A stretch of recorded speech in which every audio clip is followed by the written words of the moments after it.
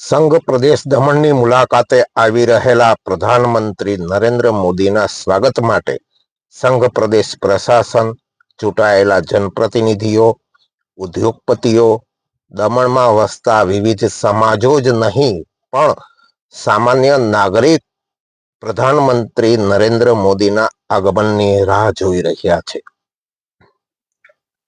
કારણ એક જ છે કે પ્રધાનમંત્રી નરેન્દ્ર મોદીએ સંઘ પ્રદેશમાં વિકાસ કરવામાં કોઈ કચાશ રાખી નથી.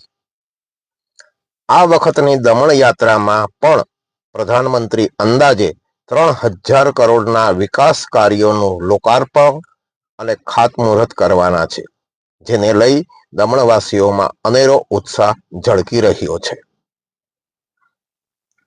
પ્રજાનો ઉત્સાહ જોઈ સંઘ પ્રદેશના પ્રશાસક પ્રફુલભાઈ પટેલ પણ પોતાની ટીમ સાથે દરેક સ્થળો પર જઈ ચકાસણી કરી રહ્યા છે અને દરેક નાનીમાં નાની બાબતો પર ધ્યાન આપી રહ્યા છે, જેથી સંઘ પ્રદેશના વાસીઓને જે પ્રધાનમંત્રી માટેનો ઉત્સાહ છે તે જળવાઈ રહે અને પ્રદેશવાસીઓને તેમના પ્રિય પ્રધાનમંત્રીને જોવા, સાંભળવામાં કોઈ અવરોધ ના આવે.